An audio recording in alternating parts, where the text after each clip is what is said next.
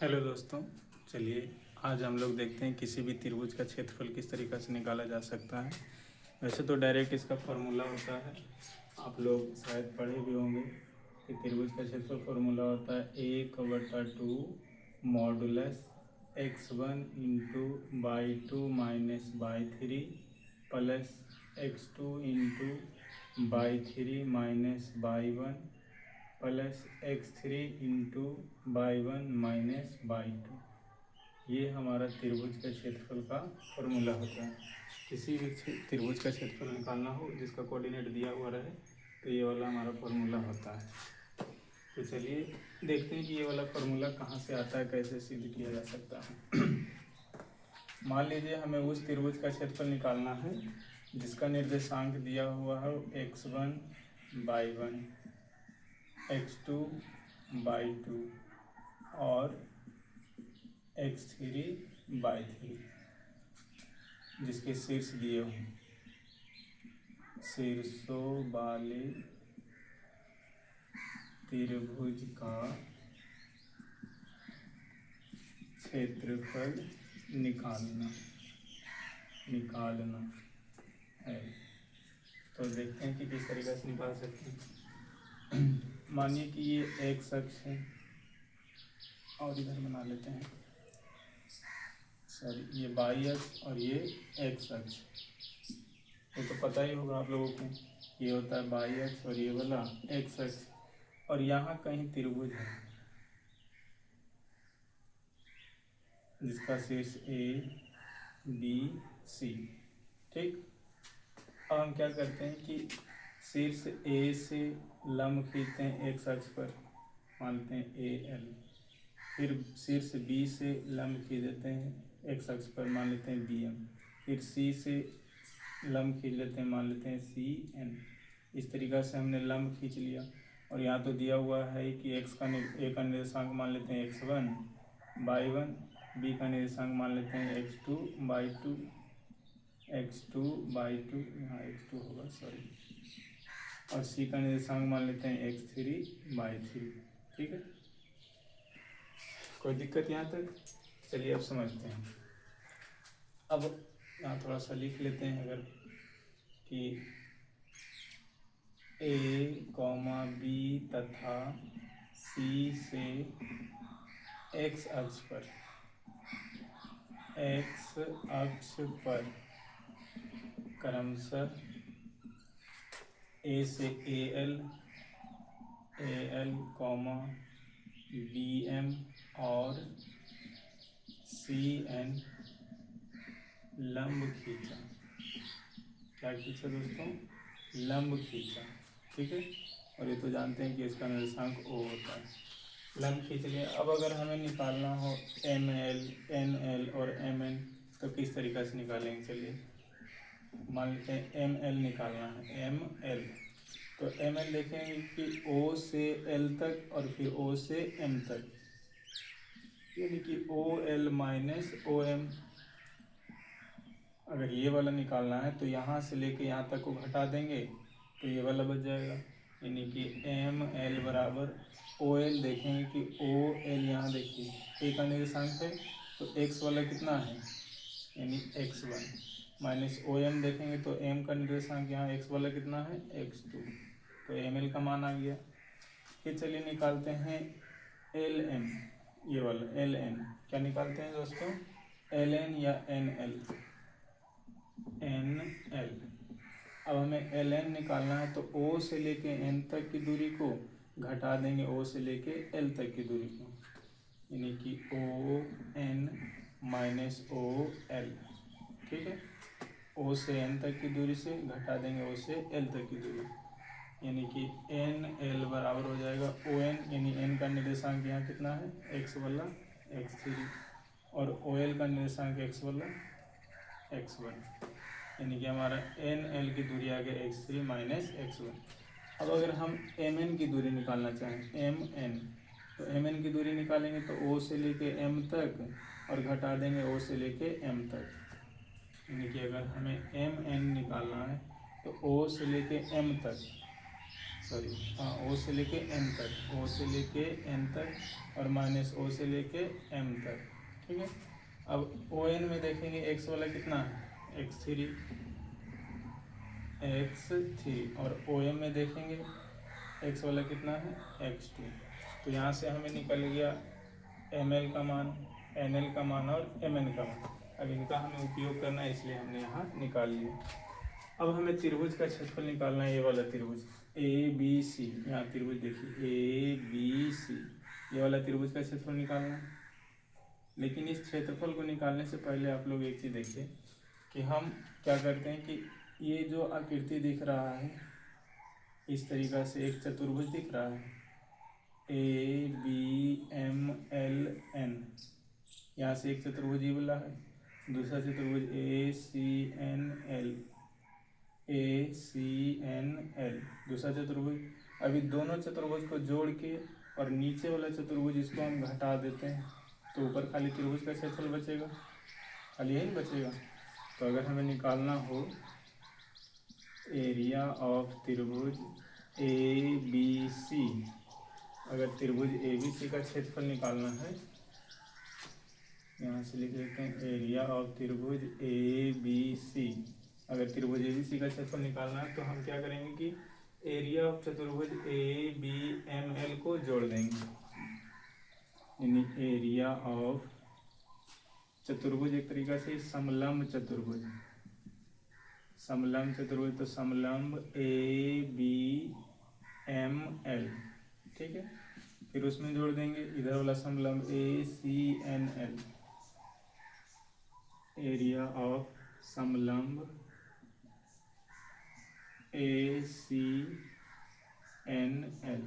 ठीक है, अब दोनों को जोड़ने के बाद हम नीचे वाला को घटा देंगे, यानी कि समलंब B C N M minus में एरिया ऑफ समलंब बी सी एन एम। ठीक है, यहाँ तक कोई दिक्कत नहीं होना चाहिए।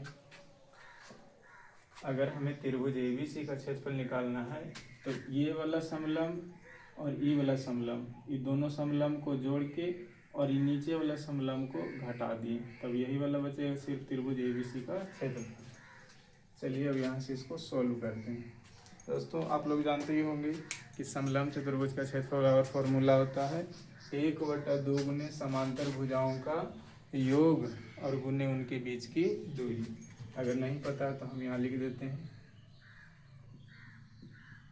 समलंब का क्षेत्रफल बराबर होता है 1/2 गुने समांतर भुजाओं का योग और गुना में उनके बीच की दूरी, उनके बीच की दूरी इधर लिख देते हैं, उनके बीच की दूरी। ये फॉर्मूला होता है दोस्तों, समलंब चतुर्भुज का क्षेत्रफल बराबर 1/2 गुने समांतर भुजाओं का योग गुने उनके बीच की दूरी। तो चलिए समलंब यहाँ देखते हैं ए बी एम एल में, ए बी एम एल, तो इसमें जो फॉर्मूला लगेगा तो 1/2। अब बोला समांतर भुजाओं का योग, तो यहाँ समांतर देखिए बी एम और ए एल, ये दोनों समांतर हैं, बी एम और ए एल, यानी कि जोड़ देंगे बी एम और प्लस में ए एल। ज़्यादा आवाज़ कर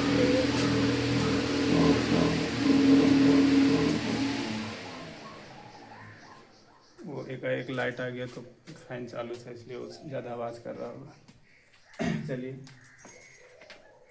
बी एम और ए एल को जोड़ दिए, B M plus A L, फिर गुना में बोला गया है उनके बीच की दूरी, तो बी एम और ए एल के बीच की दूरी, इन दोनों के बीच की दूरी कौन सी लिखा हुआ है, एम एल, इन दोनों के बीच की दूरी एम एल। ठीक है, फिर आगे ये वाला समलंब में चलते हैं ए C N L, A C N L, तो इसमें जो समांतर भुजा है ए एल और सी एन, तो 1/2 इंटू ए एल और प्लस में सी एन। ठीक, समांतर भुजा का योग हो गया। अब उनके बीच की दूरी बोला है, उनके बीच की दूरी देखिए एन एल, कौन सा बीच की दूरी होगी, एन एल। अब माइनस में समलंब B C N M, sorry A C N M, A C N M, तो इसका जो समांतर भुजा है B C N M, B C N M, B C N M, तो इसका समांतर भुजा ये दोनों बी एम और सी एम, तो 1/2 गुने समांतर भुजा हो जाएगा बी एम और प्लस में सी एन, और गुना में जो उनके बीच की दूरी हो गया एम एन, उनके बीच की दूरी एम एन। ठीक है दोस्तों, यहाँ तो कोई दिक्कत नहीं। अब यहाँ से हम सभी का मान रख देंगे, या फिर एक क्या कर सकते हैं कि 1/2 1/2 सभी में दिख रहा है, तो 1/2 हम क्या कर लेते हैं कॉमन। अब कॉमन कर लेते हैं, तो यहाँ बचा हुआ बी एम और ए एन। बी एम के जगह पर देखिए बी एम, तो ये बाई वाला पार्ट दिख रहा है, बाई एक्स वाला, तो बाई एक्स वाला यहाँ देखिए कितना लिखा हुआ है बाई 2, बी एम की जगह पर बाई 2 प्लस ए एल दिख रहा है ए एल, तो ए एल भी बाई एक्स पर है, यानी कि यहाँ बाई 1। ठीक है, और गुना में यहाँ एम एल लिखा हुआ है, एम एल का मान हमने पहले ही निकाल लिया है, एम एल बराबर x1 minus x2, x1 minus x2। ठीक है, फिर प्लस है तो प्लस, क्योंकि 1/2 तो पहले ही कॉमन कर चुके हैं, तो सिर्फ बचेगा ए एल, तो ए एल की जगह पर देखिए दोस्तों ए एल की जगह पर बाई 1 प्लस सी एन है, सी एन की जगह पर बाई 3, फिर गुना में एन एल, तो एन एल यहाँ निकाल चुके हैं, एन एल की जगह पर x3 minus x1, x3 minus x1, फिर माइनस 1/2, सॉरी 1/2 तो कॉमन ही हो चुका है, फिर बचेगा बी एम, तो बी एम में हो जाएगा बाई 2 प्लस सी एन, तो सी एन की जगह पर बाई 3, और गुना में एम एन है, तो एम एन की जगह पर x3 minus x2, x3 minus x2। अब इसको सॉल्व करते हैं, ब्रैकेट बंद,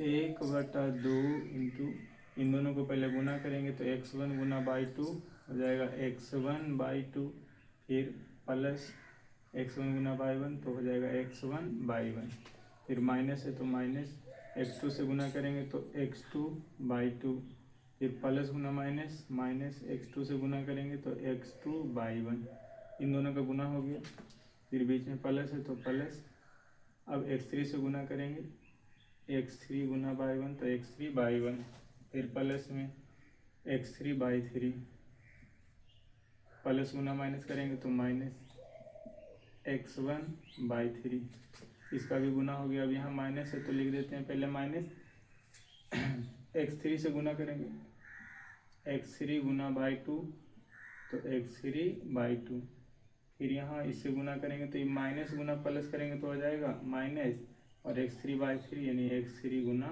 बाई 3, फिर अब यहाँ माइनस है, यहाँ भी माइनस, तो माइनस माइनस हो जाएगा प्लस x2 गुना बाई 2, फिर यहाँ ये माइनस हो जाएगा और माइनस गुना माइनस प्लस, तो x2 Guna by 3, x2 Guna by 3, bracket बंद।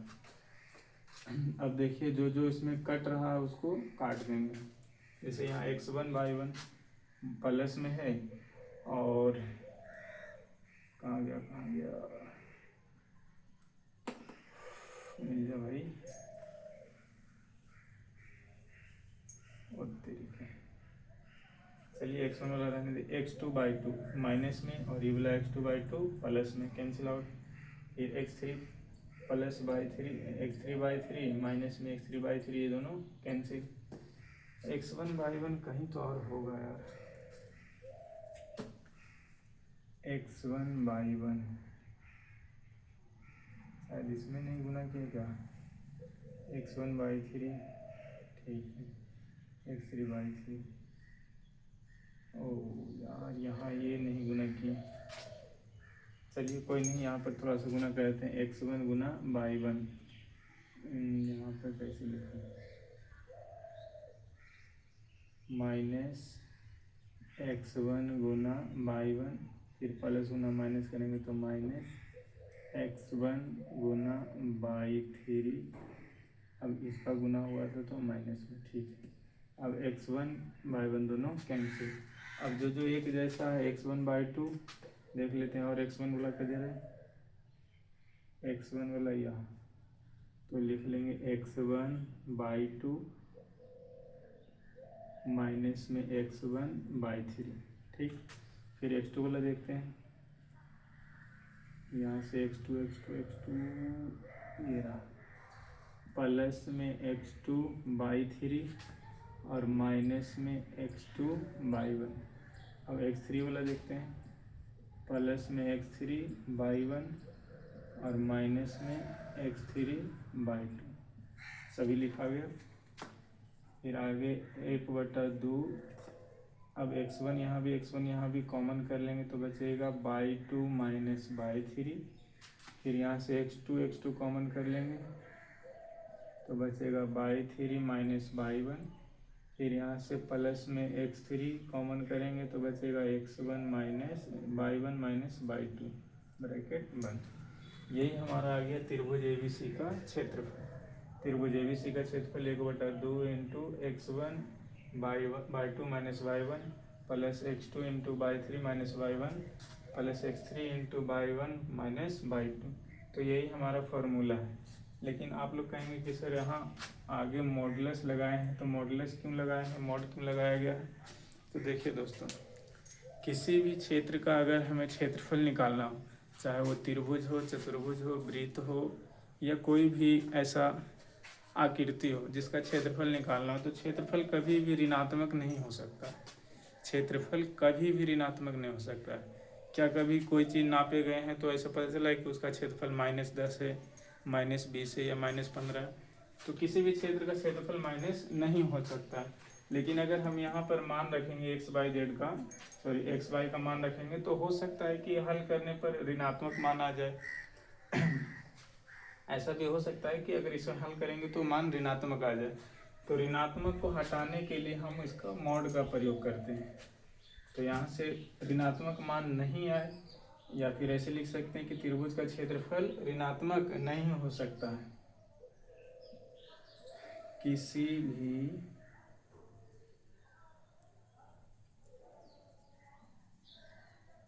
आकृति का